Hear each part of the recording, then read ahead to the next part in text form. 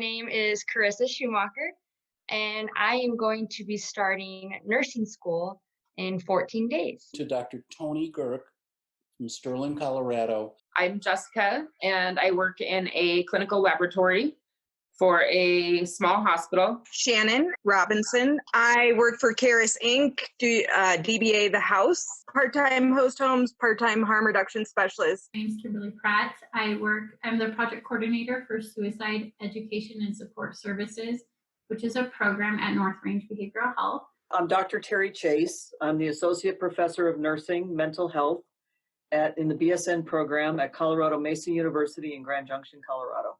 I'm Sean Thompson. I live in Fort Morgan, Colorado. For the last 8 years, I've done full-time nursing home medicine.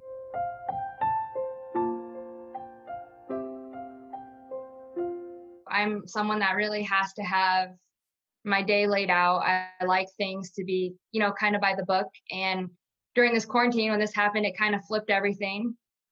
And so, yeah, I do still try to wake up and have some kind of schedule, but I do think that it's taught me to let certain things go, that a lot of things aren't in my control. There's ups and downs and smiling through the bad, but, also taking the time to be sad or be angry, but just knowing that you got to keep looking forward. I know that it will get better. We are out of control. We don't get the opportunity to make the decisions about this. Trying to name those fears and recognize them and share them with other people, and not hold those fears or anxieties or stresses, not hold them in, but share them out and talk about them.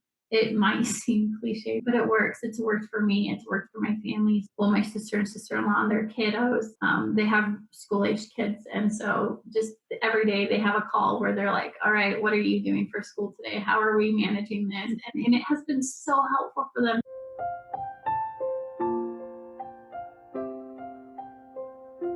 I always talk about growing pains, and this is hard right now, and it's ugly, and people are hurting, and people are suffering, and people are dying. And from that, I think that there's always opportunity to grow and to learn. A lot of people, are being innovative and creative and finding new ways to do the old work. We're going to have disease and sickness and illness and situations that are rough.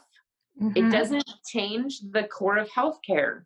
It shouldn't change why you're doing what you're doing. Right. And that's because you care and you want to make a difference. But, I think the other thing was having some perspective too. We saw how hard the people at the hospital here were working. We saw what was going on in the emergency room. And then we also, the perspective of seeing families that lost their loved ones, and seeing sick people. I mean, not to say you can't have some self-care, but I think we all tried to keep in perspective, hey, we have to be strong right now. We got to take care of folks. And not that we can't express our emotions and mourn when we need to, or feel overwhelmed, but people need us right now. And this is like our time to shine. This is our time to say, we've got this and we can take care of you. Call us when you need us, and we're going to be here for you. And I think we also felt like we were doing a lot of good. I think every single person in this office recognized when they talk to people, even if it was just reassuring someone. I mean, I think we're affecting people's lives every day here, but it was very evident at that time, and people were incredibly thankful. And it was a really, for me, I thought it was a really fulfilling time. I mean, even though it was overwhelming and I wanted it to be over, it was one of those days where you drove at the end of the day and you drove home and said, man, this is what we should be doing. This is it. The reason why I want to be a nurse is because I want to be there for the people on the best and the worst days of their life. Because life's not always ups, but it's not always downs. And I think you need someone to, help you sometimes during that. And I think being a nurse, you do get to see the good, the bad, and the ugly, maybe all in one day.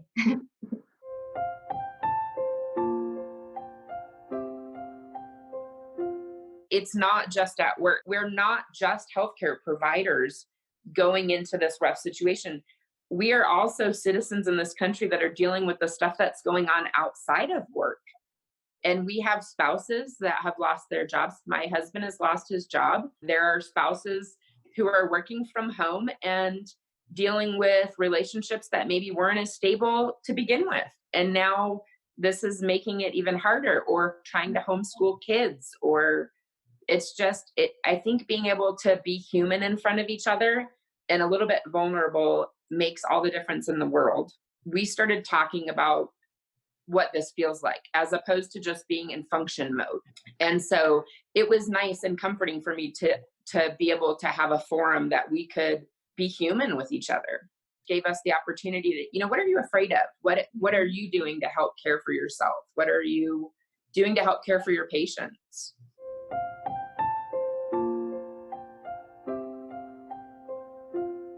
When I think of how we maintain our own compassion and what our capacity for compassion is, I think it's important. Self-care matters. I know it's like a catchphrase right now.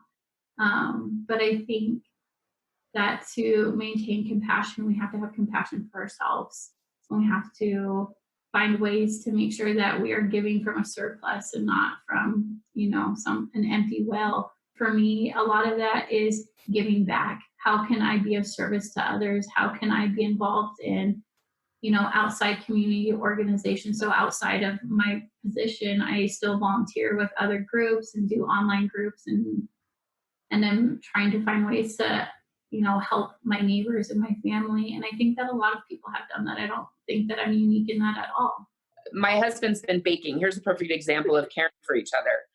My husband has sent, so I work 7 on, 7 off. He has sent fresh baked bread or cookies literally right out of the oven every single day that I work to bring to work and share. It's just a matter of sharing, I think, that a little bit of love with somebody. Let them know, we appreciate what you're doing. COVID doesn't discriminate. It can affect anyone. And I think that's something that people always need to remember. It doesn't matter who you are, you can get sick. So I think people also need to remember, it doesn't matter who you are, you can still be kind. People always have laughter and kindness within inside them. And so I think being able to find some humor or someone just to talk to that's not about what's going on in the world, just something funny, or just having people to talk to and laugh, I think just helps healthcare workers decompress and know that there's people struggling, but you can always laugh, you can always smile. That's something that you can always have. And our staff was really creative, and has continued to be, but they had, once we eliminated visitors and families, they had sort of dress up days. So the staff had dress as your favorite Disney character, your favorite singer, your, I forget all the ones. And then the next week was different colors every day. So Monday was black and white day, and then there was wear pink. And today was, I think, butterfly day. And those kind of things, as silly as it seems, have really made a big difference with the residents. They've really enjoyed that and look forward to those kinds of things. When the restaurants closed down for in-person dining, a month and a half ago, the providers decided we're just going to buy lunch for everybody, the whole office, every Monday, and support the local restaurants that need the business, and then also, do something nice for the staff and have lunch for everybody. We decided to have a Christmas party. So I think we've looked for ways to try to keep people happy.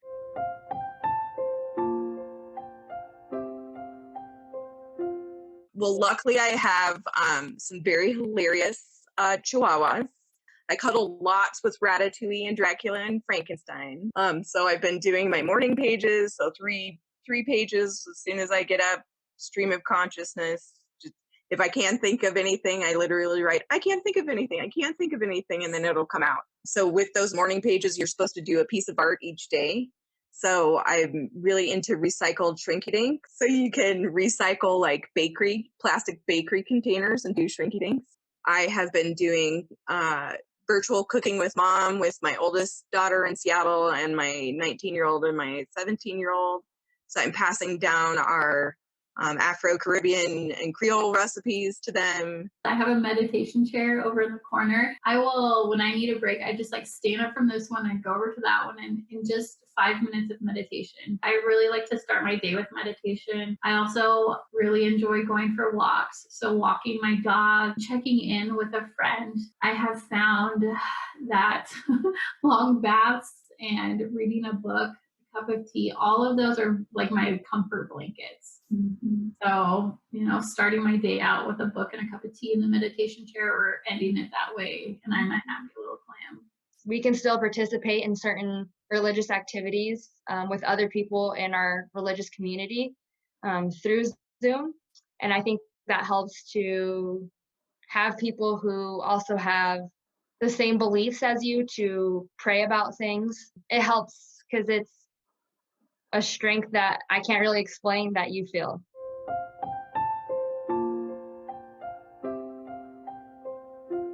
And that in nursing, we throw around, oh yeah, we all got to do self-care. But I made it an assignment. So my students, I found a self-care package or program from somewhere, I don't remember where, that, the students have to create, they have to do this assessment of what are you doing for self-care? And then they have to make a plan. They have to make an emergency plan. And then they have to do, then they meet with me individually within the first 6 weeks. And I go over their self-care plan with them. And I'd say you need to do one of these things every day. I don't care if it's, you're going to drink a whole bottle of water, that counts. Or you're going to go for a walk with your dog, or you're going to go do yoga, or you're going to say a prayer. Every day you got to do something. And then at the end of the semester, they have to write a reflection paper. The things that I read were, oh yeah, this was really good. I appreciate it. It made me really think about it. I did feel better. I did do more stuff.